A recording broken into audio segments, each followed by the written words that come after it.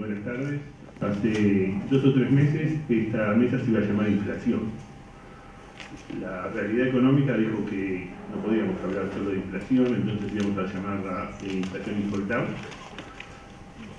Dado cómo venía la cosa, no sabíamos cuando iba a pasar la mesa si holdout iba a ser lo más importante o si teníamos que poner otra cosa. Entonces el profesor Heyman sugirió inflación y perspectivas económicas, que es finalmente el título que elegimos.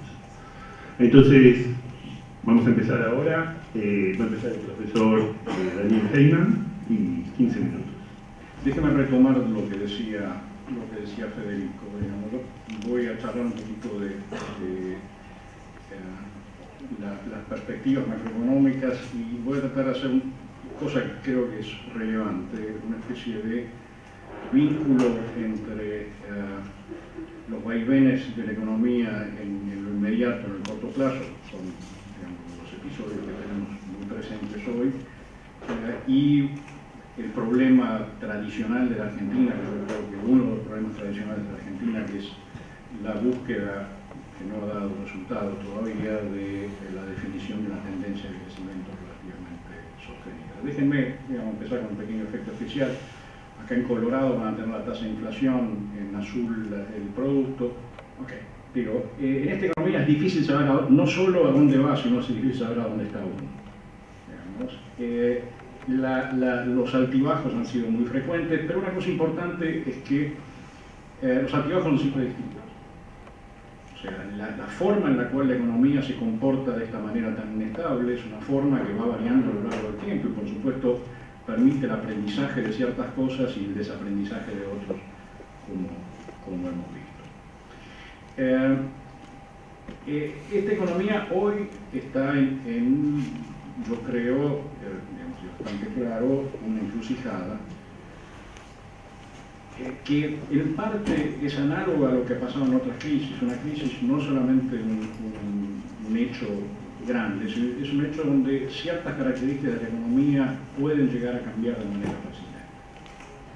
Es una bifurcación potencial, ciertas cosas que van a ser distintas en una crisis de lo que fueron antes y es cuestión de tratar de identificarlo.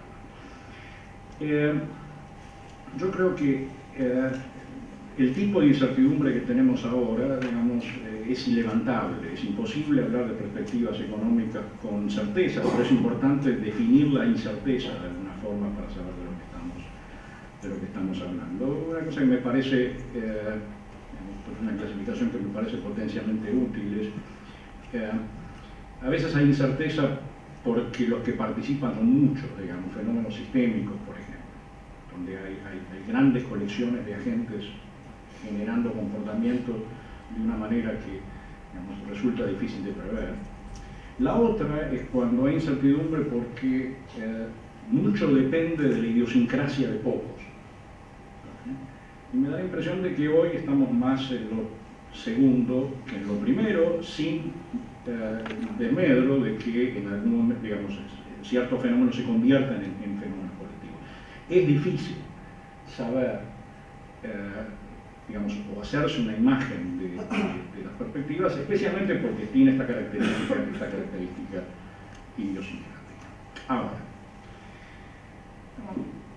cuando pensaba en esto y pensaba, si ustedes quieren, desde hoy hacia el futuro, traté, digamos, acá tiene una Federico que enseña teoría de juegos y yo creo que digamos, sería alguien que es interesante consultar en este contexto porque estamos en un contexto de juego, de interacción estratégica muy importante. Todo el tema de la renegociación de la deuda tiene un carácter estratégico crucial. Ahora, normalmente, digamos, cuando se enseña teoría de juego, me corrija Federico, lo que se dice, bueno, mira, lo que vos tenés que hacer es, por ejemplo, formarte un árbol de decisión, digamos, ver las cosas que podés hacer, las cosas que pueden hacer los otros participantes del juego, bla, bla, bla. Eventualmente, si hay incertidumbre, ponerle probabilidades, dibujar un poquito los pagos o el retorno de ir a cada uno de los puntos y después tratar de ver a dónde querés llegar, digamos, y tratar de usar una estrategia que, partiendo de donde estás, te lleve al... Bueno, yo traté de hacer un árbol y la verdad que me resultó enormemente tupido. O sea, a poco de moverse, el árbol de posibilidades se vuelve problemático. Dicho lo cual, uno diría, ojalá alguien haya hecho el árbol de posibilidades, medido las probabilidades, o por lo menos las subjetivas que uno podría tener, y evaluado y no tenerlo, yo creo, la sensación es que, digamos, no sé si lo hay, y no me animaría a apostar que lo hay. Creo que eso tiene costos. ¿Por qué? Porque no saber a dónde uno quiere ir hace que el paso inmediato se vuelva mucho más problemático. Déjenme hacer una pequeña reflexión o alusión literaria. Esto me hace acordar a una historia de Alicia en el País de las Maravillas, cuando Alicia en el País de las Maravillas, Alicia se encuentra con el gato que sonríe, César Escano. Y Alicia le dice, por favor, ¿me podría decir cómo salgo de acá o a dónde voy? Y el gato le dice, depende no poco de dónde quiera ir. No me importa demasiado, dice Alicia. Entonces tampoco importa para qué lado vas. Mientras vaya a algún lado, dice Alicia. Tampoco es problema, dice el gato, porque si caminas lo suficiente para algún lado vas a llegar. Estar en una situación así es una situación que es muy divertida para una obra literaria de esta característica, pero no es particularmente interesante para una economía. Déjenme empezar, voy a hablar de inflación en algún punto, déjenme empezar por un gráfico que me parece un dato que no es tan mencionado, pero es un dato que realmente me parece importante. Estas son las exportaciones de la economía argentina. El colorado son variaciones de cantidades y el azul son variaciones de precio, el negro es el valor. Acá no se ve todo claro, pero ustedes noten cómo a la salida de la convertibilidad o post-devaluación se combinaron aumento de precios y aumento de cantidades del comercio exterior. Hubo un empuje importante de precios y hubo un empuje importante de cantidad. Cantidad es el naranja, ¿okay? Del volumen de exportación. A partir del 2009 ustedes ven altibajos, caída del 2009, aumento del 2010, un poquito de aumento del 2011, caída del 2012, un poquito de aumento del 2013, una caída del 2014. Si uno hace la cuenta, cuánto ha sido la variación acumulada de las cantidades exportadas desde, digamos, 2007, la respuesta es poco y nada. Y si ustedes toman el 2014, probablemente de una caída. Esta es una economía que no ha generado aumentos de exportación, del volumen de exportaciones desde hace 6 años. Ahora, digamos, es una cuestión esencialmente de sentido común, y especialmente cuando hay poco financiamiento externo, es una cuestión de sentido común que la capacidad para importar esencialmente depende de la generación de exportaciones. Es cuestión de sentido común de que la capacidad de generar posibilidades para importar depende, si tenés suerte, de los precios de los productos de exportación, pero eso tiene un sentido limitado y por lo tanto la capacidad de generación de posibilidad de importar depende de la generación de volumen de exportación. Y por otro lado, y esto es otro tema, da la impresión de que el intento de reducir el coeficiente de importaciones o el peso de importaciones de la actividad no ha dado mucho resultado. O sea, que esta es una economía que tiene que exportar para producir. Si no se genera aumento del volumen de exportaciones, la capacidad de crecimiento está extremadamente limitada. O sea, esta es una economía que, al margen de los temas de inversión, que son temas relevantes también, desde el punto de vista del comercio exterior, tiene una restricción externa que se ha venido, digamos, de alguna manera, sobre la cual se ha venido operando de diversas formas, pero que es una restricción, creo, importante. Ahora, ¿qué es lo que pasó en los últimos meses o en los últimos tiempos? Obviamente esto, por más que no se reconozca, aparece porque, digamos, se refleja directamente en cuestiones muy concretas como la reserva del Banco Central, que tiene un componente también monetario importante también, por supuesto, pero que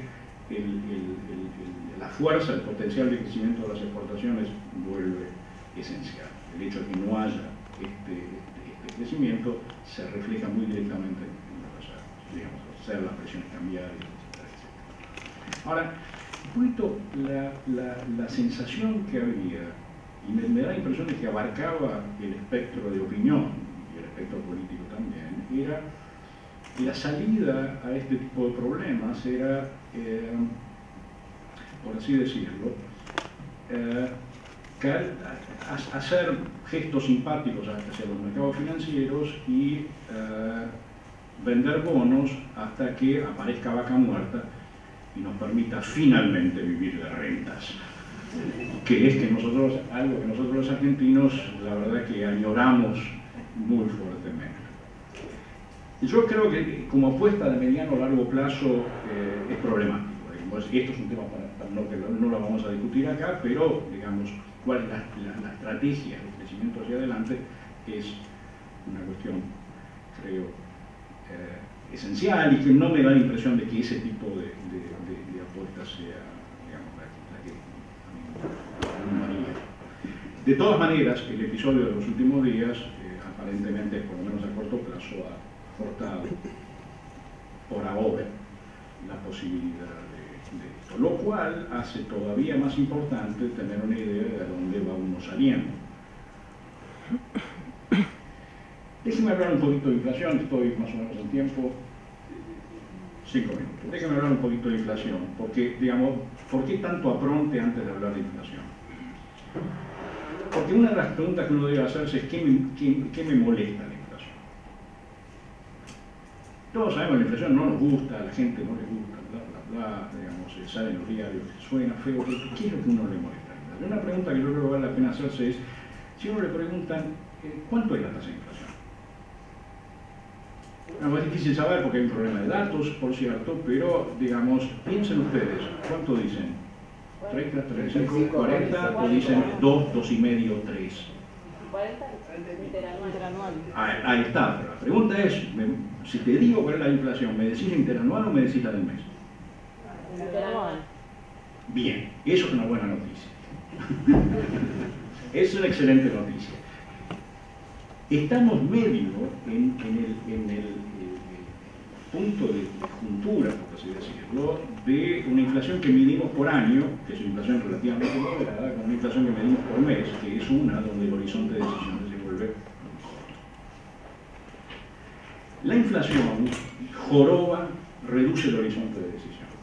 Aparte de tener otros elementos, digamos, el deterioro del poder de compra del dinero, que tiene repercusiones, digamos, financieras y, por supuesto, monetarias, y está asociado con el tema fiscal, yo diría que la preocupación que a mí por muy pronto me genera particularmente la inflación es cómo reduce la mirada a mediano o largo plazo y por lo tanto reduce las condiciones de intermediación financiera que permiten trasladar ahorro a inversión y las decisiones de inversión. O sea, una economía como la inflación es una economía que es ceteris paribus, una frase que uno usa, todo lo demás constante para salir del paso, pero digamos que le cuesta más crecer. Ahora, el problema argentino hoy es un problema que a este nivel de inflación, en primer lugar, pasa por cosas más, incluso básicas.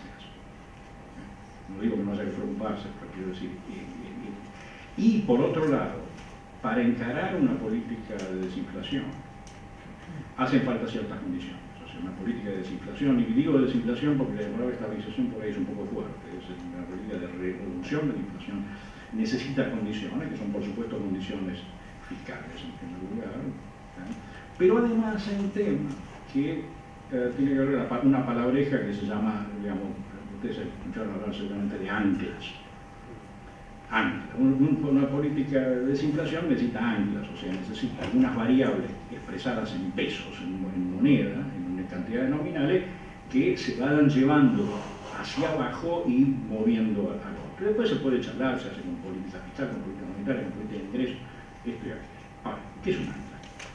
Ancla es esto que se usa como digamos, inducidor de una trayectoria de reducción de la tasa de inflación, pero esencialmente, para traducirlo más en criollo, es aquello que vas a dejar atrasar.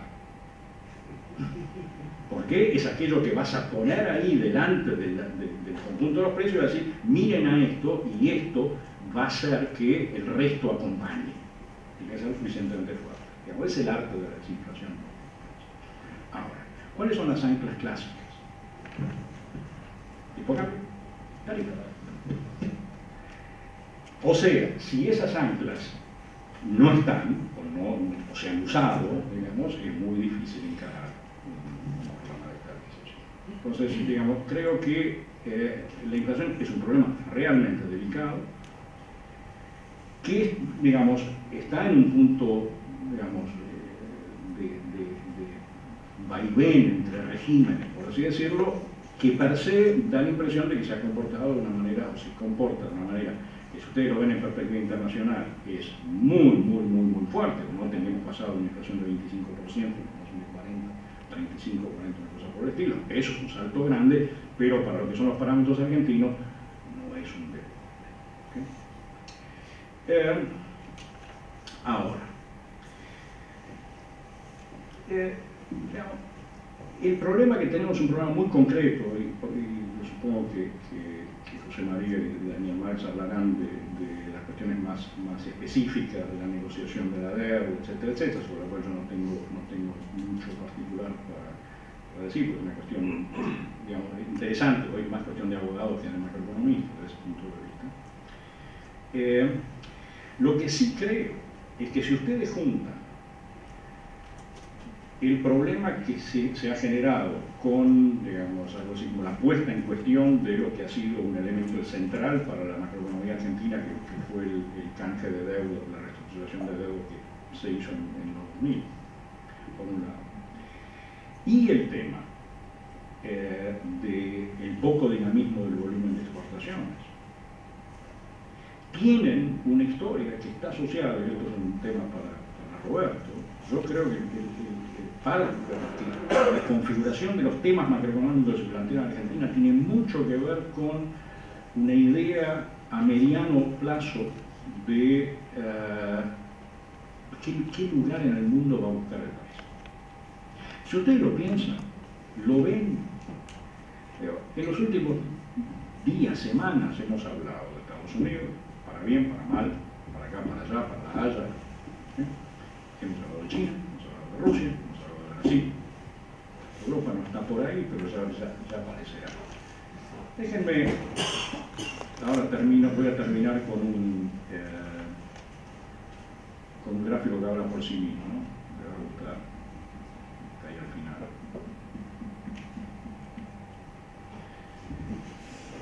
Esto es, digamos, se van a dar cuenta que tiene alguna lógica para esto. Esto es un planeta con dos soles. El planeta con un sol, teoría de la gravitación, el planeta con un sol rota alrededor. El planeta con un sol y uno lo tira, se va cerca, pero después ¡bum!, pega una vuelta. Este mundo es un mundo que para la Argentina es un mundo complejo, enormemente complejo, porque están muchas influencias jugando. Ahora, en ese conjunto de influencias que están jugando, esto es caos en realidad, en este conjunto de influencias que están jugando, uno tiene que imaginarse, por ejemplo, si puede, digamos, si tiene sentido económico. Yo creo que esta cosa hay que tratarla fríamente, por lo menos para empezar, después, digamos, para que raya de adrenalina en tiempo. Por ejemplo, si se puede estar persistentemente en incumplimiento de una decisión judicial en Estados Unidos. ¿A dónde va? ¿Cuál es el tipo de estructura económica más o menos sobre la cual uno va a encarar un sendero de crecimiento y por ende los precios relativos que va a tener? Y noten que, puesto en esos términos, en realidad hay ciertas decisiones con respecto a las cosas inmediatas, pago de deuda o no pago de deuda, la manera en la cual se encara, el tipo de relaciones, digamos, internacionales que se van a buscar, el nivel de precios relativos o la estructura de precios relativos que se va a buscar, que no es arbitrario, que eso, digamos, es un condicionante importante.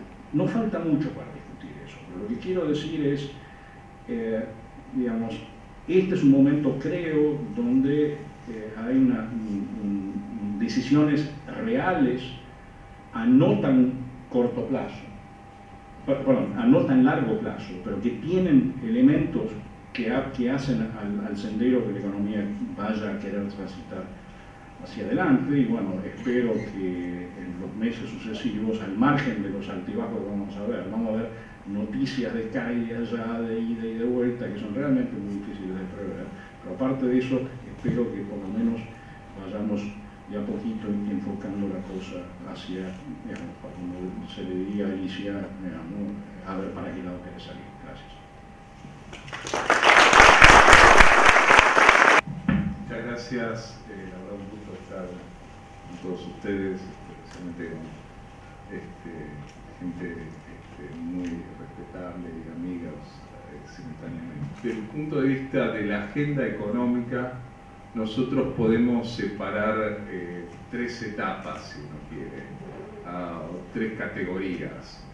La primera es lo que uno llamaría lo urgente, que es lo que en estos momentos está atrayendo toda nuestra atención. Estamos como muy focalizados sobre lo urgente, que es la resolución y la evolución del litigio de la deuda y cómo nos posicionamos y las consecuencias quizás de corto plazo. Ahora, digamos, yo creo que tanto nos focalizamos acá que sería bueno volver a algo de lo que teníamos la agenda antes de este problema. Y en la agenda de antes de este problema yo creo que había una cuestión compleja, por lo menos, del punto de vista de, por lo menos, lo de corto plazo, y es dónde estaba manejándose la economía argentina en términos de los problemas, si uno quiere, macroeconómicos que estaba enfrentando, digamos, inflación entre ellos, caída en la actividad, problemas de empleo, digamos, y toda la tensión, no la atención, sino la tensión sobre el sector externo, digamos, evolución de reservas, tipo de cambio y todos los efectos colaterales de ello, aunque digamos, la hipótesis mía que esto es más la expresión de los problemas que la causa de los problemas inicialmente. Y después, yo creo que hay una agenda que realmente es extremadamente importante y que no está siquiera en el debate, digamos, que hace un poco, si quieren, también a lo que mencionó Daniel Feynman recién, y es, por ejemplo, cuál es la mejor asignación de recursos de Argentina, cuáles son las falencias en términos de, por ejemplo, la infraestructura, cómo Argentina se hace competitiva y puede ir creciendo la competitividad, y dentro de eso, decíamos, el desarrollo de recursos humanos, pero también hay cuestiones, si uno quiere, no menores, como es cómo se va a manejar la seguridad social en la Argentina en las próximas 2 décadas, cuando ya tenemos una serie de cuestiones que van más allá de la evolución demográfica de por sí, que genera una serie de restricciones. Por supuesto está el tema de energía, etc. Ahora, esta última, yo creo que es algo que decíamos, digamos, deberíamos prestarle alguna atención, y es mucho más costosa, si uno quiere, de enfrentar y desarrollar que los dos primeros hitos o las dos primeras categorías que mencionaba, porque requiere, sí, digamos, mucho tiempo, mucho recurso para después sacar algún resultado de este tipo de inversiones. Pero, mencionado el tercer punto, creo que la mayoría va a querer hablar del segundo y del primero, entonces voy pasando de atrás para adelante, porque si no nos vamos a quedar exclusivamente en el primero. Nosotros recordemos que hace un par de meses, no muchos antes que el tema de la deuda pasara a la primera plana, nos encontrábamos, decía, con una situación extraña que para muchos, por lo menos de los que hemos visto otros episodios, que es un periodo extraordinariamente largo de términos de intercambio externo favorables de Argentina y simultáneamente tener que hablar de chocar contra la restricción externa a través de una posibilidad de crisis cambiaria. Y yendo un poco a las causas también, porque esto encima se nos metió con una inflación que venía creciendo. Digamos, en términos de Daniel, digamos, ya se empezaba a fin de año y principio de este año a hablar de la inflación mensual. Ya decimos, bueno, fue 3,6% en este mes y cómo va a seguir en el mes siguiente. Y ello sí causa los temas de horizonte, inversión, pero frente a esto, digamos, nos enfrentamos con el clásico de política económica, que es meterle política monetaria con fuerza, porque es el remedio al cual hay una reacción más veloz. Ahora, no necesariamente, como todos sabemos, la velocidad significa la posibilidad de sostenerlo y que sea exitoso a lo largo del tiempo. Entonces, digamos, concretamente nos hemos encontrado que frente a esa inflación creciente, el tema externo, etc., el Banco Central llevó adelante una política que básicamente era parecida a un incremento en la base monetaria que anualizado estaba en cero. Frente a una inflación que estaba, digamos, arriba del 3,5% mensual, digamos, ajusta por cantidad, gran caída de actividad a partir de ahí, y la esperanza quizás era revertirlo con que bueno, la inflación cayera sustancialmente, y a partir de ahí además digamos, dar vuelta a esa paradoja que decía en términos de la restricción externa, y con ello regenerar demanda agregada y a partir de ahí crecimiento. Digamos, la paradoja, si uno mira en Argentina, volviendo, es superávit comercial, devengado alto, digamos, de caja sustancialmente menor. Digamos, la diferencia entre uno y el otro el año pasado fueron algún valor entre 7.000 y 9.000 millones de dólares. Y eso es cambios de pautas de comportamiento de financiamiento y otros movimientos de capitales, diría yo, metidos bajo distintos rubros, de los cuales todos hemos aprendido que si me sacan el rubro de atesoramiento para comprar dólares, empiezo a usar la tarjeta para comprar los dólares. Bueno, así va apareciendo, y el meterle la restricción monetaria hace que por lo menos haya menos pesos para comprar dólares, pero no se trata de eso en definitiva, se trata que la gente aumente la demanda de pesos y por lo tanto no todo ajuste exclusivamente vía salida por el sector externo. Y ahí nos encontramos relativamente hoy, digamos, donde digamos, sigue el dilema monetario, seguimos con la cuestión de actividad, y si uno mira los factores de creación monetaria, digamos, claramente digamos, aparece la vinculación y la conexión con el comportamiento fiscal, y esto ahora, puesto en perspectiva para el año que viene, y acá importa la caja de vuelta no solo del sector externo, sino la caja del sector fiscal, en los dos teníamos y tenemos por delante vencimientos no menores para el año 2015. Entonces uno decía, bueno, el 2014 medio lo paso,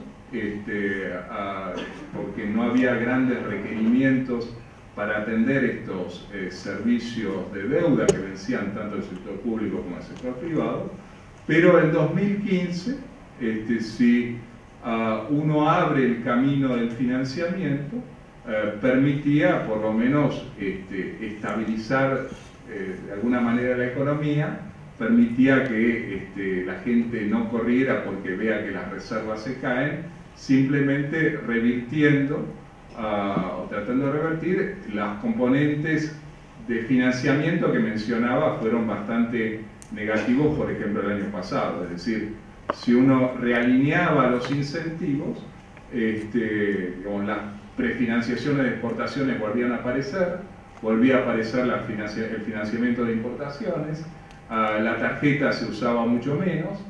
En consecuencia, además, si era necesario, el sector público salía a tomar dinero, entonces la gente no tenía razones para correr porque las reservas no se iban a acabar. Digamos, ahora, en medio de este dilema y planteo, nos aparece la tormenta. Digamos. Y la tormenta yo creo que está dada por la combinación de dos cosas. Una que prácticamente no la hemos visto en los diarios, que es lo que nos había permitido como algún buen pasar hasta hace muy poco, que era, dije, la mención de los términos de intercambio. En los últimos 60 días los precios de exportación de Argentina de los productos tradicionales se cayeron 20%.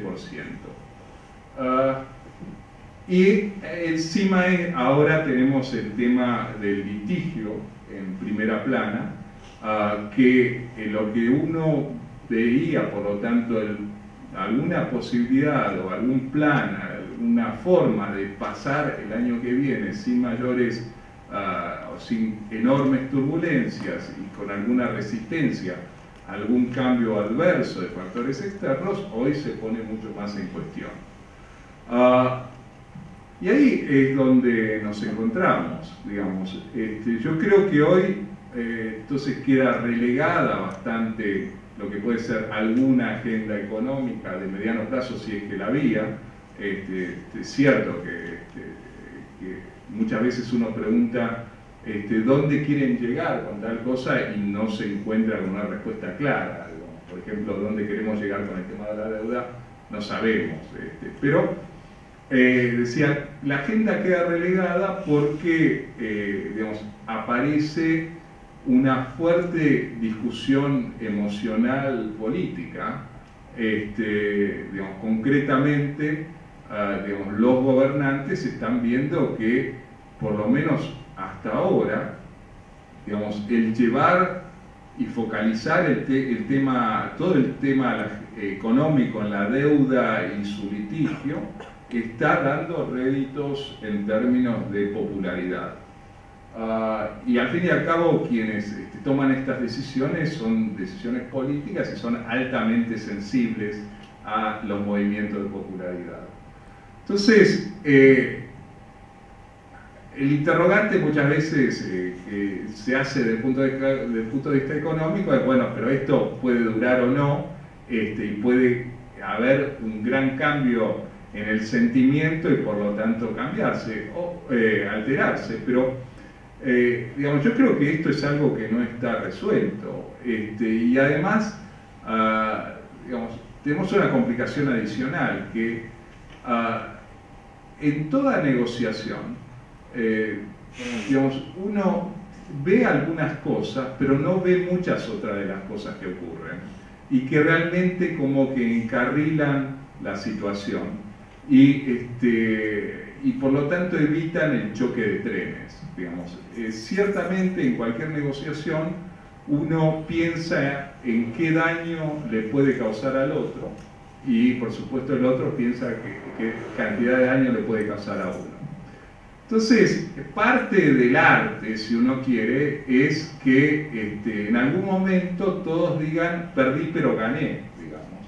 Y al final, por superar el inconveniente, todos podemos estar mejor que haber causado o maximizado el daño del uno al otro.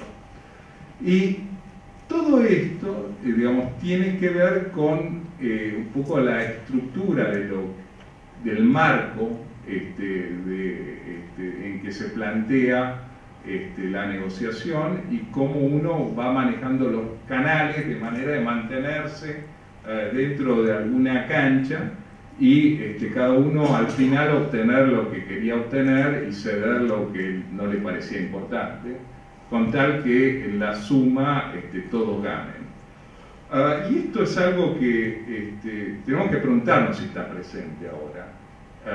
Da la impresión que, por lo menos en las últimas semanas, el juego era maximizar el daño del otro, y a partir de ahí, yo diría, el riesgo es que si seguimos así, lo que decíamos, los otros elementos que ya eran complicados terminen complicándose aún más, y después yo no sé si estaremos entre dos planetas o entre 35, digamos.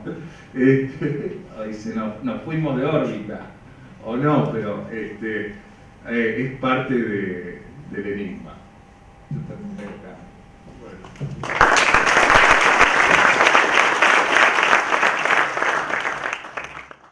Bueno, muchas gracias por la invitación a participar de este evento. Yo voy a usar mis 15 minutos para hacer la macroeconomía de la fuerza bruta, que consiste en que voy a sacar todos los decimales de los números.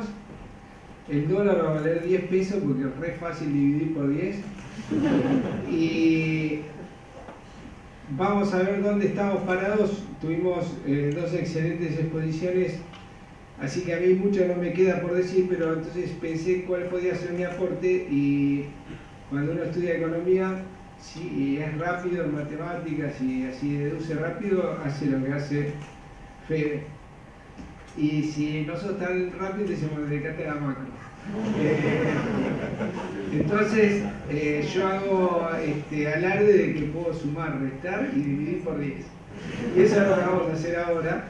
Entonces les voy a mostrar toda la macro en 2 hojas, pero sacándole las comas. Porque yo pienso que las cuestiones muy específicas y de precisión en los números, etcétera, los tenemos todos acá, los tenemos todos, nos dedicamos a eso, pero a veces uno por mirar el árbol, nada, se pierde el bosque. Entonces yo les voy a decir qué es lo que quiero mostrar. Primero, pienso que Argentina sigue teniendo una oportunidad única en este momento para desarrollarse, crecer, etcétera, etcétera, y que lamentablemente decir esto luego del default y de otras cosas que van ocurriendo parece una cosa exagerada y fuera de lugar, pero la verdad es que mi único incentivo para hablar y dar conferencias es decirle a la gente que otra vez no nos pase lo mismo. Hay alguien que inventó la metáfora de chocar una calecita, ¿cierto? Y que es difícil, chocar un 60 es fácil, pero chocar una calecita es re difícil. Y sin embargo, nosotros chocamos la calecita. Entonces, cuando uno ve los gráficos de Heyman, de la mosca que tiene 2 soles, qué sé yo, no tiene la idea de que todos nosotros estamos dentro de una botella, dando vuelta, y que alguien nos mira afuera y dice, pero no puede ser que te estás confundiendo. Y sí. Entonces yo me autoproclamé desconfundidor y les voy a mostrar toda la macro en una hoja. Voy a tomar un poquito de riesgo, pero no mucho. Son bastante precisos los números que les voy a mostrar, porque creo que tenemos un problema fácil de resolver desde el punto de vista económico. Es tan fácil y tan simple que se puede decir en una hoja. Y desde el punto de vista político es recontra complicado. Pero para eso tenemos la democracia. Entonces a mí me parece que hablar claro en este momento es hablar en favor de salvar nuestra democracia. Porque otra crisis con 50% de la población debajo de la línea de pobreza nos va a dejar una situación política recontra vulnerable a todos los que vivimos acá adentro. Entonces hay que tomarse en serio esto porque tenemos una puerta de salida. En 2001 era distinto. Teníamos una deuda que era 160% del PBI, o 130, 140, como la quisieran medir. Hoy eso no pasa. Esto es chocar una calecita. Entonces yo les quiero dar algunos datos. Como la presentación que tengo es más larga, yo simplemente les voy a mostrar 2 o 3 cosas, pero hay la macro en una hoja se la voy a mostrar. Esto lo vamos a pasar rápido, pero digamos, ¿qué nos dice Daniel? Nada, las exportaciones de 7 años que no crecen. Ok, pero no pueden crecer si descubrimos cómo hay un montón de cosas que se pueden hacer. No las hacemos por razones puramente de mal manejo y mala praxis. Pero cuando uno mira para atrás dice, bueno, ¿quién ganó la década? Está todo el mundo con la década ganada, etcétera. La década ganada la ganó el consumo, punto. Y eso se ve clarísimo, y les voy a mostrar un solo gráfico de todo esto que tengo acá, ¿cierto? Que es si ustedes miran lo que pasó con el consumo privado, más o menos en el 2004, estas son las cuentas nacionales nuevas, ¿no? El 2004 era 66% del PBI, hoy es 66% del PBI. Ustedes miran la inversión, era 17% del PBI, hoy es 17% del PBI. O sea que hasta ahora es la década empatada, ¿cierto? Más o menos. Pero cuando miran Expo, no.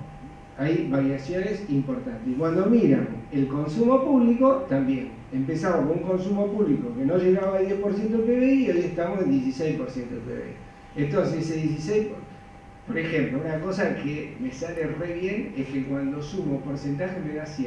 Entonces, si hay 6 puntos del producto más de consumo público, tiene que haber 6 puntos menos en otro lado. Bueno, el otro lado son las exportaciones, los productos transables, y ese es nuestro problema número 1, ya se lo mostró Geno, pero acá se ve clarito.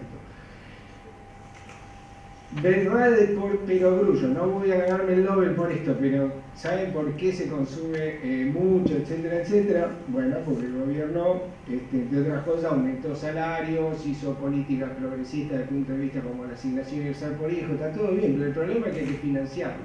Entonces, ¿qué es lo que ocurrió?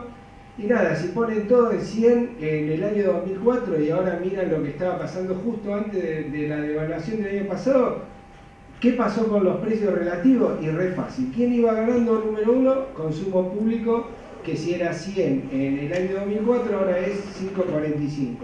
Segundo en el ranking, consumo privado. Buenísimo, da 3 y pico, 3,5. ¿Quién sale último? Importaciones, por eso no, tuvimos que poner un cepo, porque la gente dice, está barato, me lo compro. Es re fácil. Y exportaciones, no tenemos incentivo para el sector transario. O sea que, si yo miro la década ganada, la ganó el consumo, está todo bien, ya está, la ganó el consumo, ahora la década que viene la tiene que ganar las exportaciones y la inversión, o no salimos. Y esto es lo que hay que tomarse en serio, punto. Entonces ahora les quiero mostrar cuáles son los graves problemas que tenemos. En broma, yo creo que no tengo ningún grave problema que no sea económico, político sí. Entonces, les quiero mostrar, yo voy a sacar todo esto, que es para una presentación más larga, entonces acá llegamos, que tiene que quedar como 10 minutos. Toda la macroeconomía en una hoja y en números redondos. Esto es lo que se puede llevar, por lo menos de la parte de mi charla, miren, es muy simple. El gobierno tiene déficit, esto lo sabe todo el mundo, ¿cierto? Antes no tenía déficit, porque hasta el 2007, después de lo que contó Heimer, pero antes de esto, teníamos superávit gemelo, teníamos superávit de cuenta corriente y superávit fiscal. O sea que no es que estuvimos todo el tiempo con déficit. Tenemos déficit ahora, hace un par de años, 3 años. El gobierno tiene déficit, entonces es re simple. Acá empezamos a aplicar la lógica que es la única que me sale. Si uno tiene déficit, algún otro tiene que dar superávit y financiarlo, porque de la nada no viene nada. Entonces, buenísimo, si el gobierno tiene déficit, o lo financia el resto del mundo, el sector externo, o lo financia el sector privado y se acabó porque parcial no hay. Entonces, uno de estos dos tiene que poner la plata. Entonces, vamos a hacer números. ¿Cuánto es el déficit del gobierno? 4 puntos del producto. Más o menos. Acá empezamos a sacar las comas, pero está cerca. 4 puntos del producto. Puede ser un poquito más, un poquito menos, además el año no terminó todavía. ¿Cuánto nos presta el sector resto del mundo? No nos presta casi nadie. La parte de casi la puse porque qué sé yo, por ahí alguien nos presta algo, pero la verdad es que es muy poquito. Y además para no ser tan mala onda, digo, bueno, vamos a poner casi. Pero la verdad, si ponen 0 ahí, no hay ningún problema. Entonces, acá esta parte tienen que aplicar la matemática pura para calcular que el sector privado tiene que poner 4 puntos del producto. No hay otro. Buenísimo. Entonces, ¿cómo hace? Hagamos un número redondo. Yo, el PBI que con las cuentas nuevas el año pasado daba 600 y pico mil millones de dólares. Después devaluaron y hoy no se sabe muy bien cuánto vale el dólar. Conclusión, le saqué 150 mil millones de dólares más o menos. Lo pusimos en 500 mil, que debe estar bastante cerca de la vida real después de la devaluación. Entonces, 500 mil, 4% de 500 mil, me sale re bien. Son 20 mil millones de dólares. Pero entonces ahora pienso, ok, ¿en qué me estoy gastando 20 mil millones de dólares? Miro los subsidios, la electricidad, transporte y un par de cositas más, financiamiento a la política, etc. Pero básicamente subsidio de la energía, que son 4 puntos de producto. Es re fácil la cuenta. 4 de déficit, 4 de financiamiento a las tarifas y esto, Ya está, si sacás uno, sacás a otro y se acabó, no tenés ningún problema más. Porque no te financia nadie de adentro, ni te financia nadie de afuera. Tendrías 0 de déficit. ¿Qué hay que hacer para esto? Aumentar las tarifas de la luz, el gas y todo. No es mucho, 10 veces. O sea, te puedes hacer la cuenta de cuánto vale, cuánto recauda el gobierno a lo bruto, sí, cuánto recauda por energía, recauda 9 y pico, y cuánto gasta, 10 veces eso. ¿Está bien? Gasta 100. Entonces habría que subieron la tarifa del gas como 2,5 veces y ni se notó en la cuestión fiscal. ¿Por qué? Porque se lo tuvieron que dar a los que producen cosas para que no se depriman y sigan produciendo algo. Entonces, nada, necesitamos 20.000 millones de dólares. Entonces la pregunta es: ¿de dónde saco 20.000 millones de dólares? Y si me dan una respuesta este año, el 1 de enero del año que viene les voy a hacer la siguiente pregunta: ¿de dónde saco de nuevo 20.000 millones de dólares? Porque el déficit es todo el tiempo lo mismo. Dice, ¿por qué no subís tarifas? No, eso no se puede.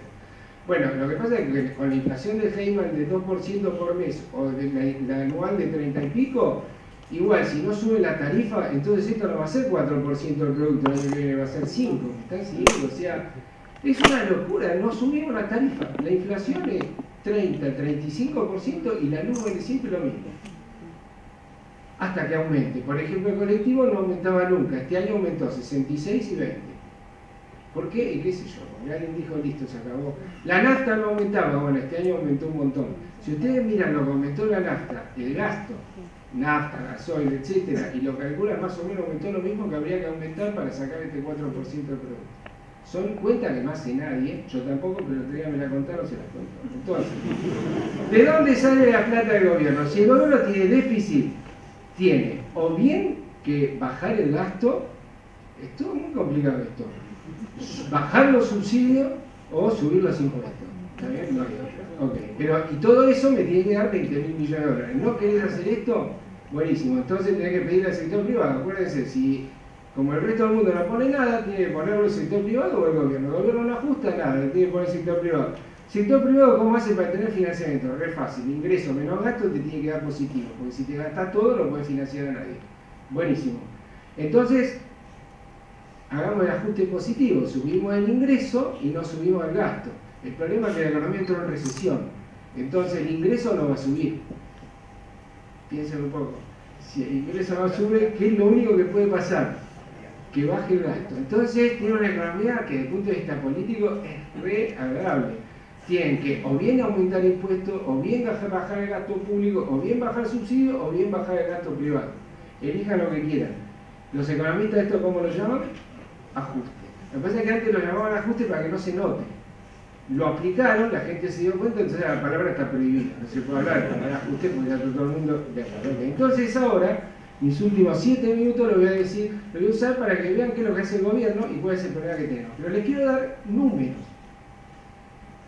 Los holdouts nos van a hacer cross default y no sé cuántas cosas más, sino en el peor de los escenarios debemos 29.000 millones, o sea, nos aceleran todos los bonos, ¿cierto? Todas las cosas más terribles. ¿Cuánto nos pueden pedir? 29.000 millones de dólares. Y entonces tenemos un drama nacional por 29.000 millones de dólares y yo como macroeconomista me digo, sí, pero mira que todos los años me faltan 20.000. ¿Entiendes? O sea, ¿tenemos un problema o no tenemos un problema con los holdouts? Si además tienen que hacer un lío bárbaro para ir a pedir la plata y van a estar ahí. Ok, esto lo tienen que ver todos los días porque hay que pagar el gas. Lo importamos y lo tenemos que pagar. Números. Estamos, si ustedes agarran la liquidación de exportaciones, qué sé yo, con suerte les da 25.000 millones de dólares. Las importaciones de energía subsidiadas por estas tarifas dan 12.000. Entonces nos gastamos la mitad, ¿cierto?, de lo que nos regaló Dios. Dios nos regala cosas, pero Dios es insaciable. Entonces, nada, ayuda un poquito, subí un poquito la tarifa. Ok, entonces vamos a ver qué hace el gobierno, ¿cierto? Tiene toda la macro en una hoja y todas las alternativas en otra hoja. Y ahí se acabó la charla. ¿Cómo consigo 4 puntos de producto? Pero ya les digo, si no tocan tarifa el año que viene va a ser ¿cómo consigo 5 puntos de producto? Pero por ahí les da el mismo número porque el producto va cayendo. Bueno, entonces... Esperemos 10 años. Claro. Opción número 1, emitir deuda pública. Kicillof que no deja de sorprenderme, porque es como una variable aleatoria. Entonces, ¿qué pasa? Hasta diciembre no quería escuchar hablar ni de IPF, ni de CIALI, ni de nada. Y si nadie te regala nada, ni te prestan plata, ni nada, tenés que devaluar. Devaluar en enero, para mi sorpresa, ella me empezó a sorprender. Entonces, devaluaron. Cuando devaluaron, dice, no, pero para la inflación genera inflación y recesión. No lo sabía nadie. Heyman, por ejemplo, no escribió nunca sobre eso. Entonces, entre enero y marzo lo habrá leído. Porque en marzo empezó a trazar el tipo de cambio de nuevo, ¿cierto? Segundo trimestre, cuando entraron los dólares de la cosecha, y que yo hizo nada, ahora aprovechamos para atrasar los dólares, y además le agarró un ataque, no sé si llamarlo pro-imperialista, pero fue a negociar con todo el mundo y decía, ¿acá dónde que firmó? Firmaba. Club de París, esto y lo otro. Y entonces, ¿qué pasa? Digo, no, porque yo soy re inteligente, me di cuenta que él miró el gráfico ese y lo que quería era conseguir plata de afuera para no tener que ajustar adentro. Claro, lo que pasa es que el 16 de junio del 2014 va a quedar como el día en que le pegaron un tiro a la estrategia de llegar al 2015 volviendo a endeudarse. Entonces, ¿qué ocurrió? Que había que inventar la pólvora. Entonces, desde entonces estamos inventando cosas, pero lo más interesante de todo es que en Estados Unidos están así. El resto de los argentinos están así. Hasta que empezaron a ver que aparecemos en los titulares de Financial Times. Y dicen, bueno, esto no está tan mal después de todo, porque, digamos, como después del Mundial ya no teníamos protagonismo, entonces ahora por ahí, entonces la gente ahora está como medio como que le va gustando. ¿Cierto? Estar ahí, pero nada, no tocaron la tarifa, no tocaron el tipo de cambio, no decidieron cuál iba a ser el ancla nominal. Habla de ancla nominal. Entonces yo le quiero mostrar a un economista muy creativo que dice que este era un problema de nominalidad, no de inflación. Cuando estaba prohibido hablar de inflación, él hablaba de nominalidad. Brillante. Entonces, el punto es, número 1, emitir deuda. Esta era la opción de los... Chao, se acabó esta. Por ahora no hay nada, cero. O sea, hay ajuste puro. Pero estuvo muy de moda hasta el 16 de junio de este año. Opción número 2, emitir dinero. O sea, no puedes tener que pagar a la maestra nada. Andá y emitir, listo, pedirle plata al Banco Central, después vemos qué pasa. Entonces, ¿se puede hacer esto? Vamos a ver. Si yo tengo 20.000 millones de dólares que tengo que conseguir y toda la base monetaria que tengo más o menos vale 40.000 millones de dólares, concentrarse, hay que hacer una cuenta, 20.000 sobre 40.000 da 50%, ¿verdad? Bueno, esa es la inflación de equilibrio que tenemos. Si el gobierno dijera, mira, no sé, yo me financio estos 20.000 millones de dólares, me emito todo y chao, ya está. Entonces alguien le haber dicho, mirá que la inflación no es un fenómeno monetario, pero la moneda ayuda, ¿viste? O sea, ok, entonces, ¿qué vamos a hacer? 50% no, entonces, Fábrega, apareció Fábrega. Que recordaba haber leído que hay una cosa que se llama operaciones de mercado abierto. Que consiste en lo siguiente, también, no es tan difícil de entender. Entonces, vos vas, no, plata no hay. Entonces, cuando hay que pagarle a la maestra, vos te emitís esta plata, la emitís. Porque no tenés cómo pagarle a la maestra. Si la plata da vuelta por ahí, genera inflación. Entonces dicen, no, retirémosla. Dicen, ¿cómo hacemos? La aspiradora del Banco Central. ¿No leyeron? ¿Entienden? Aspiradora del Banco Central. Básicamente consiste en que yo voy con un carro, tiro el EVAC, recojo dinero. Voy, claro, pero dice, te cambio una LEVAC por dinero. Dice, porque el dinero me gusta más. Bueno, te doy una tasa de interés. Entonces, pum, empezaron a cambiar LEVACs por dinero, pero la tasa de interés empezó a subir, a subir, a subir. Ahí fue el Kicillof y leyó su propia tesis de doctorado que dice, si la tasa de interés sube, hay recesión. Entonces, empezó a bajar la tasa, el segundo trimestre también. Entonces, esta cuestión que hicieron, empezaron a absorber dinero. Entonces, absorber dinero, está todo bien. Pero ¿cuál es el problema? Opción número 3. Emito deuda, emito dinero y después lo recojo con la aspiradora del Banco Central. Re fácil. Ahora, si hago los números, de nuevo, números simples para macroeconomistas, es así. Todo el crédito del sector privado son 63.000 millones de dólares, más o menos. Dividiendo por 10, siempre, acuérdense.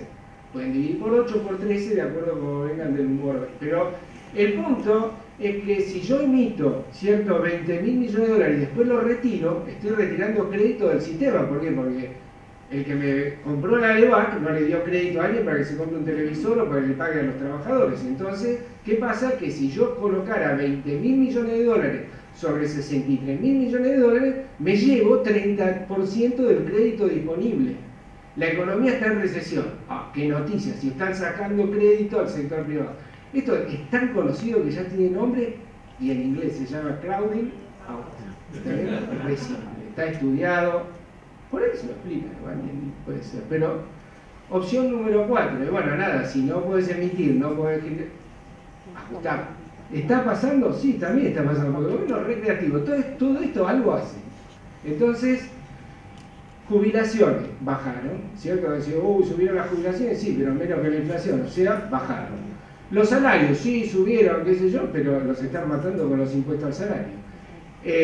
Subsidio, algo hicieron con gas, etcétera, etcétera. Impuestos de todo tipo, ¿cierto? Básicamente por el tema inflacionario y lo que justamente le dijo Cristina, no, impuesto al trabajo no lo vamos a tocar porque si no voy a tener un problema. Conclusión, esto da bien, pero da recesión y conflicto. Entonces, fíjense, está re bien, porque uno puede elegir entre inflacionar, ya estoy terminando, en inflacionar, desplazar al sector privado del mercado de crédito o pelearse con todo el mundo con recesión e inflación. Bueno, entonces lo que voy a hacer es elegir un poquito de cada cosa y hay una última que es ajustar lo menos posible y rezar a todo el mundo. Que justamente es aguantar con un déficit de 4 y que ayude ¿quién? La soja. Acaba de decir Daniel Marx que se cayó 20%. Bueno, porque la suerte ayuda hasta que da vuelta, ¿no? Crédito externo no hay, entonces puse mucho así sin interrogación porque no se me ocurrió ningún otro, qué sé yo, por ahí pasa algo y nos salvamos, pero la verdad es que estos son los problemas que tenemos. Ahora, por ahí están reaburridos, porque ya les hablé de operaciones de mercado abierto, de crédito, crowding out, qué sé yo, a ver, pero bueno, todo nuestro problema es que no queremos aumentar el valor de la luz. No puede ser, ¿entiendes? O sea, es una cuestión que tenemos un no problema. Cuando ustedes miran 29.000 millones de dólares, que es el peor escenario de cross default y no sé cuántas cosas más, son 6 puntos del producto, más o menos. No existe. Entonces nosotros somos un país desendeudado con un montón de recursos naturales y con un montón de problemas, pero no es que no tenemos capacidad para hacer eso. Hay que hacer algo que no sé si se lo habrán dicho a Alicia en el País de la Maravilla o no, pero nos lo dijeron a nosotros y no es ninguna maravilla, nos dijeron argentino a las cosas. Gracias.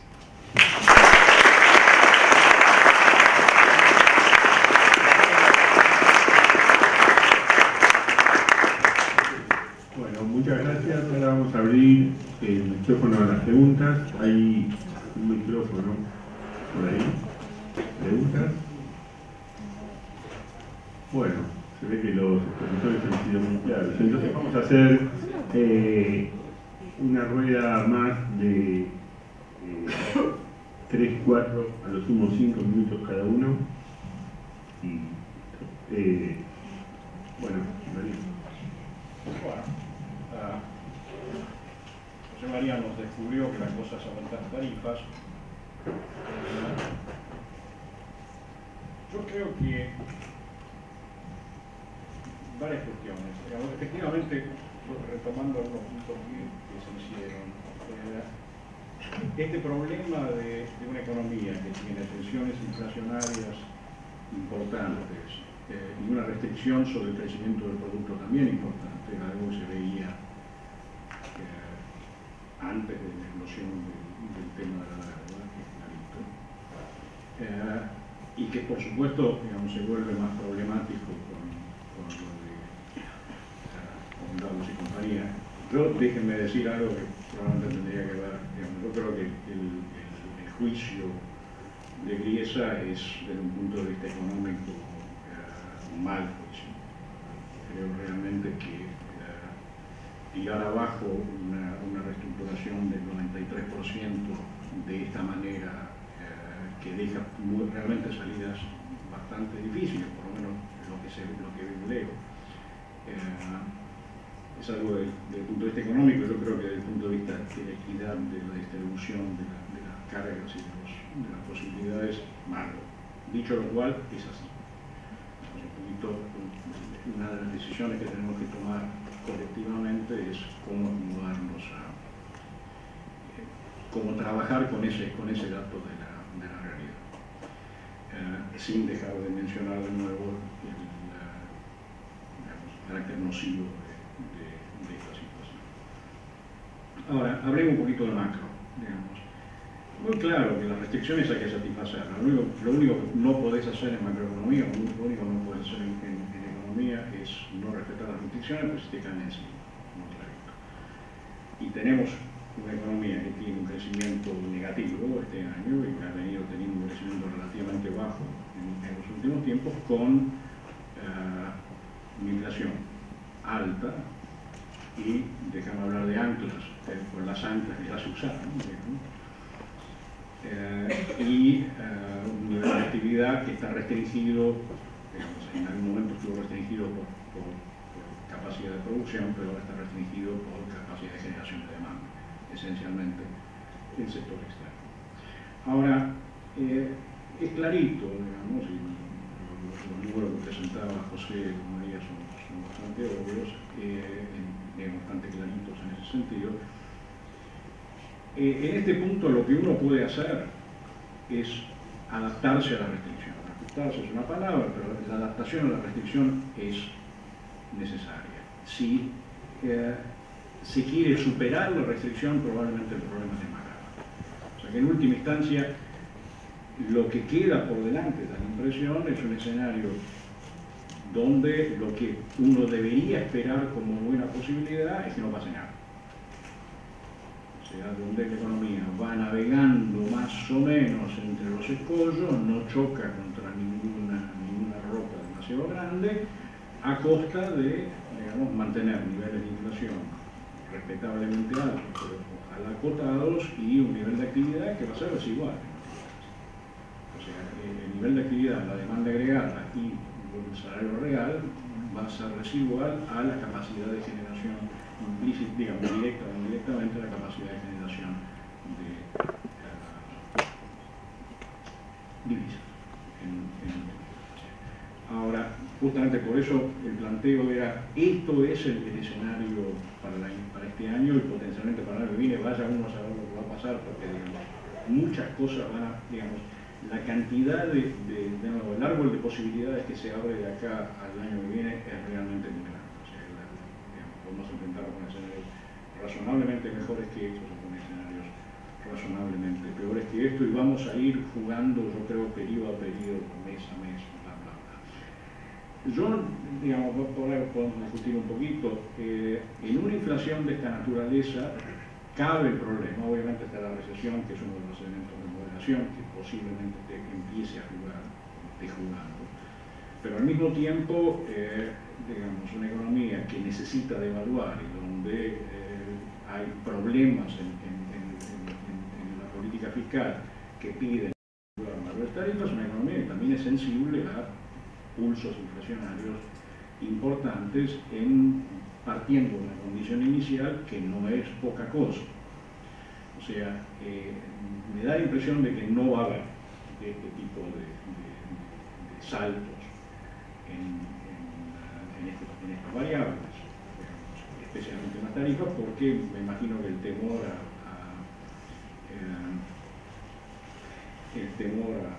a un salto inflacionario es un temor que va a jugar. Por supuesto que eso implica, fíjense que en este punto, a corto plazo, es difícil, como decía, pensar en reducciones de la tasa de inflación. La cuestión es qué es lo que lo vuelve más manejable a corto plazo, ¿no? Y probablemente, si tuviera que apostar, apostaría que se va a elegir un mecanismo más lento, si bien un poco que actúa, es un mecanismo de moderación de alguna forma, no sé si atraso, porque es difícil que haya mantener atraso cambiario y atraso tarifario, pero de seguimiento, por así decirlo, de los ajustes de tarifas y de tipo de cambio, con la expansión monetaria que resulte, sabiendo que parte del ajuste lo va a hacer el salario real, y ya lo está haciendo.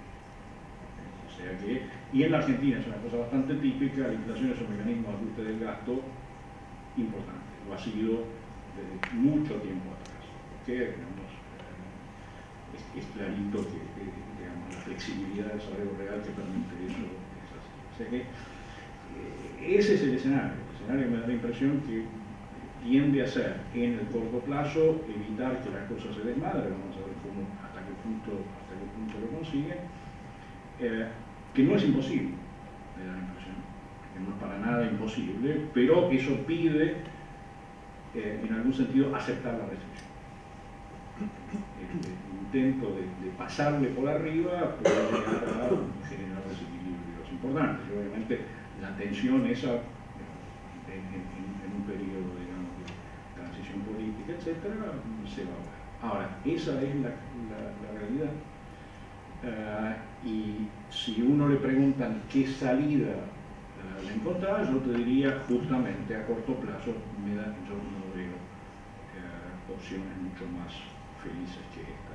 Creo que digamos, lo triste es el enemigo de lo malo en esta condición. Bueno, algunas consideraciones. Uno es, digamos, el tema del conflicto.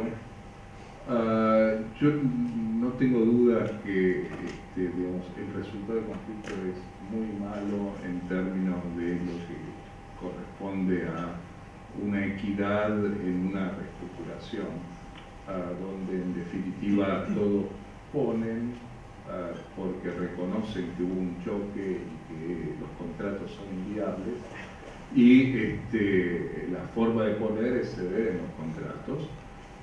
Y el ceder en los contratos implicó los explícitos y los implícitos, porque en Argentina, digamos, el implícito más importante fue la caída del salario real.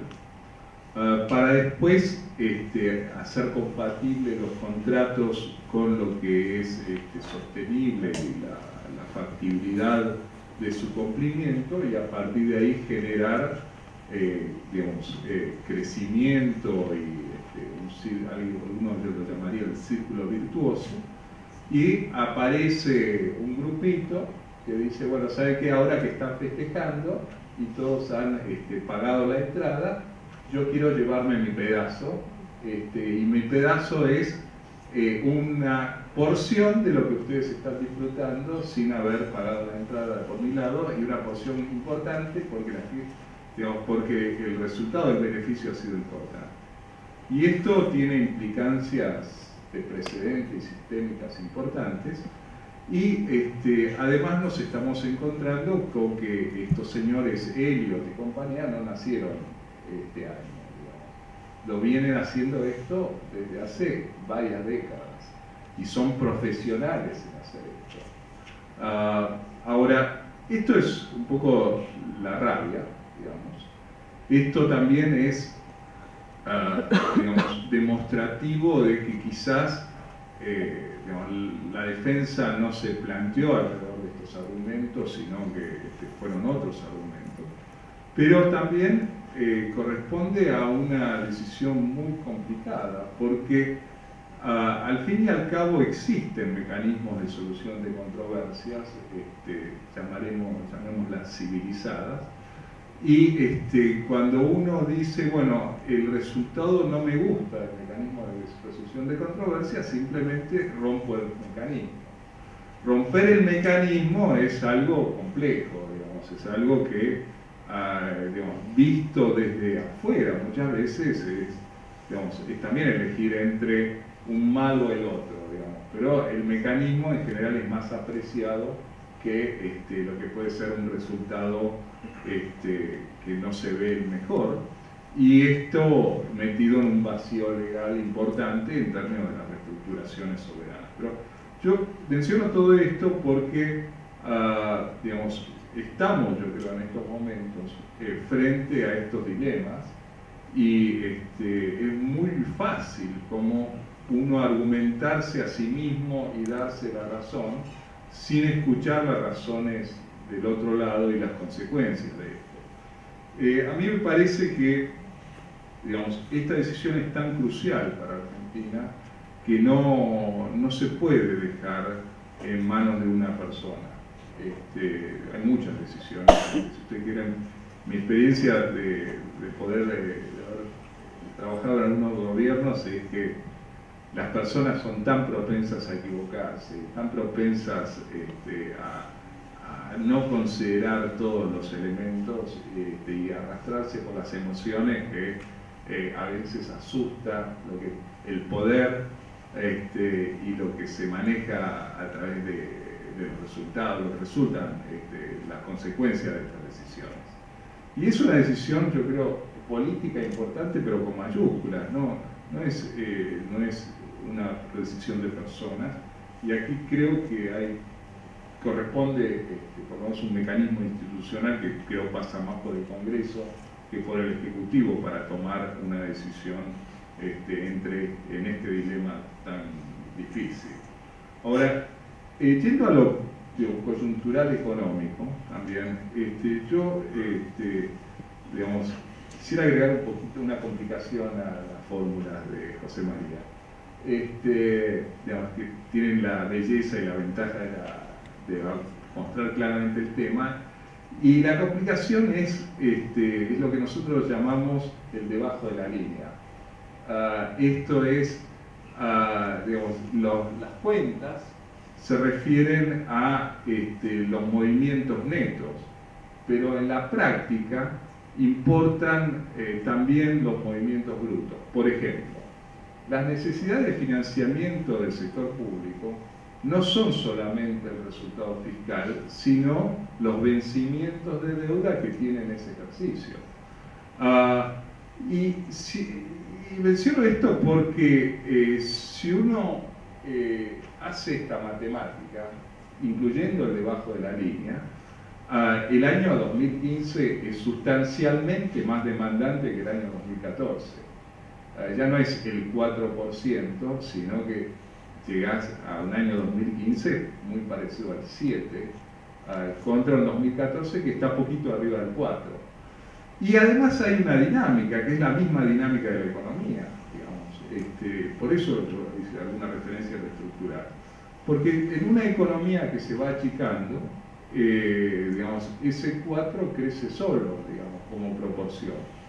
Y además aparecen todas las tensiones, ya no de repartir una torta que se agranda, sino pagar el costo de una torta que se achica. Y ahí coincido con lo de Daniel Heyman, y creo que digamos, nosotros muchas veces tenemos la tendencia y la tentación a pensarlos en los números y pensarlos en nuestra vida, digamos. Pero, digamos, sabemos que hay sectores y personas que en definitiva están involucradas y pagan las consecuencias de todo esto. Decía, así como algunas personas toman decisiones con consecuencias importantes, hay muchas más personas que reciben las consecuencias. Y eso me temo que es algo que, por eso hay decisiones de política importantes, porque esas personas deberían considerarse, no digo que no las consideramos, pero que llevan a la ruptura o no a veces de un tejido social. Y ahí es algo que uno no quisiera empezar a tocar, pero ciertamente creo que estamos frente a dilemas que ya no son tan chiquitos como solo ver cómo arreglo la situación fiscal del año. Gracias. Bueno, yo estoy básicamente de acuerdo con todo lo que se dijo. Haría simplemente algunos comentarios adicionales, más que nada mirando el futuro. Yo no me quiero deprimir, entonces quiero mirar cuáles son los problemas que tengo. Entonces, por ejemplo, mirás abajo de la línea. Lo acepto, o sea, yo lo que di es una especie de bottom line. Entonces, sigamos, por ejemplo, si seguimos haciendo ruido con Estados Unidos, nos van a pasar montones de cosas espantosas. Por una cuestión simple, porque el sistema financiero internacional y las reglas globales las vamos a romper nosotros. Entonces, si la queremos romper, y nada, nos van a pegar, como nos pasó muchas veces. Entonces, en un escenario donde nosotros vamos a un default militante, o no sé cómo llamarlo, ¿cierto? Y nada, es el número que yo mismo hice el chiste, o sea, yo les dije un PBI de 500.000, pero el año que viene si les digo 450.000, por ahí me lo creen, porque vamos a tener problemas económicos importantes si seguimos por esta línea. O sea que lo que dijo Daniel, si yo me expresé mal, lo metemos dentro del argumento, ¿no? Porque es parte del argumento que quiero hacer, estoy totalmente de acuerdo con eso. Ahora, una vez que hice ese argumento, arriba de la línea, abajo de la línea, lo que sea, mirás y decís, ¿cuál es mi problema? Y no, que me faltan 4 puntos del producto porque no arreglo la electricidad. Entonces, yo lo que digo es que ese es nuestro problema. Por ejemplo, ¿por qué emitís? ¿Por qué tenés inflación? Etcétera. Nada, por esto, porque tenemos que pagar la luz todos los días. Este es el día a día, independientemente del resto. Entonces, yo lo que quiero decir recién, estaba pensando cómo se puede decir esto, entonces lo voy a decir así, pero no estoy seguro porque es la primera vez que lo voy a usar, la metáfora. Uno puede decir, voy a vivir con los otros. Eso viene a ser tipo Adam Smith. Vos reconoces ante Dios y la justicia que no sos capaz de producir todo lo que necesitas. Entonces te integrás a la economía global, vivís con los otros, bla, bla, buenísimo. Después tenés una onda que viene a ser más argentina, tipo vivir con lo nuestro. Vivimos con lo nuestro. ¿Qué consiste vivir con lo nuestro? Fabricamos todo. Porque somos demasiado inteligentes como para comprar afuera. Buenísimo, nos preparamos, hacemos sustitución de importaciones, ahorro forzoso, bajamos el salario real para financiar la industria, está todo bien. Tiene sentido. Por ahí no me gusta, pero tiene sentido. Entonces, vivir con los otros, vivir con lo nuestro. Y estas eran las dos opciones que tenía. Bueno, ahora hay una tercera, que es, te peleas con todo el mundo y vivís con lo opuesto. Entonces, ¿cómo vivir con lo opuesto? ¿Qué quiere decir vivir con lo opuesto? Que nadie te va a financiar. Entonces ahora vamos a ver qué problema tenemos nosotros. Nos faltan 4 puntos del producto. Esto hoy es verdad. Buenísimo. ¿Nos faltan o no nos faltan? No, no nos faltan. Porque piensen 2 minutos. Si les dije que nadie nos presta nada, esos 4 puntos salieron de algún lado. Bueno, hagan ejercicios así tipo para metodológico. Subimos la tarifa 4%, cayó el ingreso disponible de alguien 4%. Pero como ahora no emitimos más, se acabó la inflación. Entonces subió en la misma proporción el ingreso disponible de alguien. ¿Qué pasó? Nada. Pero como la economía se organizó, tengo que decir, si prendo la luz me la cobran, así que me voy a fijar, pero por suerte puedo poner la plata en el banco y no me la licúa la inflación. ¿Qué pasó? Desde el punto de vista del ingreso disponible, nada. Desde el punto de vista del orden económico, todo. Entonces, ¿tenemos un problema o no? Yo lo que digo es, tenemos un problema. Empecemos por ajustar tarifa, pero de nuevo no estoy diciendo que subamos la tarifa 10 veces. Estoy diciendo lo último que quiero decir. Si yo me propongo vivir con lo opuesto, yo digo, no quiero ir a comprar al negocio del barrio porque eso sería vivir con lo nuestro. Y menos aún ir a comprar algo en Uruguay porque eso sería comunicarme con el resto del planeta. Así que yo vivo con lo opuesto. Entonces voy a decir, ¿cuál es tu restricción de presupuesto? Y es lo que tengo en el placar. Y si, pero eso es muy poco. Ah, no hay problema, porque cuando necesito algo voy y le saco las cosas del placar del vecino. Entonces voy a decir, pero bueno, nadie quiere comerciarme y tratar con vos, etcétera, correcto. Entonces, ¿dónde está la Argentina? Argentina hoy está en un lugar donde tenemos cepo. Expropiamos todo tipo de cosas sin pedir permiso. Después, si nos sentimos bien ese día, también remuneramos, le damos bonos, qué sé yo, lo que hace, es buenísimo. Pero según el humor, vos respetás o no la restricción del presupuesto. Eso es, no tengo ninguna restricción del presupuesto. Después vos podés decir, bueno, respeto la restricción del presupuesto, pero el otro del juego, dice, che, pero este ahora empezó a respetar la restricción del presupuesto. Entonces tu restricción del presupuesto se amplió porque la gente te quiere prestar, porque quiere invertir en tu casa.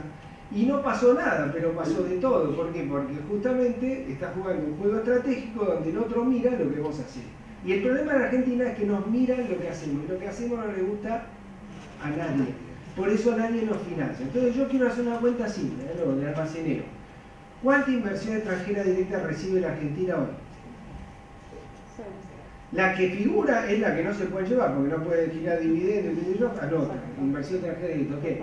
Hacer el ejercicio simple de arriba de la línea, abajo, no sé, pónganlo donde quieran, pero el punto es, si nos ponemos en el mismo lugar que tenemos en América Latina por ser la tercera economía de América Latina, ¿no? Bottom line total, o sea, bien lusa, quiero estar en el lugar que bueno, más o menos me toca, no traigo nada, nos van a entrar 5, 7, 8, 10 mil millones de dólares más por año de inversión extranjera directa. Eso ya está, miren, nos faltaban 20.000, ya entraron 10. Y no nos endeudamos con nadie porque es inversión extranjera directa. Después, ahí lo tienen anotado el número. 63 mil millones de dólares de crédito en el PBI les da 10, 12 puntos de crédito al sector privado. A ver, un país, pero iba a decir la palabra berreta, que no sé si saben qué quiere decir. Tendría por lo menos crédito en el producto 25 puntos. Bueno, ya está, ahí en vez de haber 60 hay 120. Se te agrandó la restricción de presupuesto. Y decís, ¿cuál es el problema que tenía yo? ¿Qué sé yo? Mirá, mataba de hambre a los trabajadores solo porque me peleaba con todo el mundo, generaba una restricción externa que no existía y siempre hay un salario real al cual la restricción externa la respetás. Y sí, y el salario real es horrible. Entonces termina diciendo, para mí, si hago la cuenta de Daniel, que es la misma cuenta que yo haría, me da que esto es insostenible y que tenemos 15 minutos de recreo para decir que somos antiimperialistas. Y en... ¿qué es un número? Por ejemplo, ¿cuántas LEVAC vencen de acá a fin de año? Lo tengo anotado acá. 13 mil millones de dólares, 131 mil millones de pesos. ¿Cuánto tiene que emitir el gobierno desde acá hasta fin de año? 125 mil millones de pesos, 12.500 millones de dólares. Entre el EVAC que vencen y lo que tiene que emitir el gobierno para financiar ese módico 4%, les da, sumen, 13 más 12, les da 25 mil millones de dólares. A ver, estamos hablando de números que son inmanejables. Entonces, ¿qué es lo que yo creo? Que si nosotros cambiamos el rumbo, que no quiere decir nada dramático, se nos amplía la restricción del presupuesto, probablemente tengamos que hacer mucho menos ajuste que lo que figura ahí. Y a mí lo que me preocupa es que cuando alguien cambie esto va a tener sus 5 minutos de gloria, donde le van a entrar capitales, etc. Y me gustaría que esta vez, ¿cierto?, alguien diga, no como después del 89-90, cuando usamos la plata de las privatizaciones, etc., para trazar el tipo de cambio y hacer populismo para la clase media, o en los 2000, cuando tuvimos un shock externo positivo y hicimos populismo para la clase media baja. Bueno, nada, porque ahora le hacemos colegios a los chicos, infraestructura para la gente, etcétera, invertimos, aumentamos la tasa de inversión, porque va a venir ese momento. Y yo creo que si nos deprimimos ahora y miramos estas cuestiones que son deprimentes, no nos damos cuenta que esto es insostenible desde el punto de vista político, porque el salario real al cual la economía cierra la restricción externa de esta manera es un salario real que desde el punto de vista político da mucho ruido y conflicto que ya empezamos a ver. Bueno, con el mensaje optimista de esta terminamos y los invitamos a la próxima reunión que es sobre derecho. Gracias.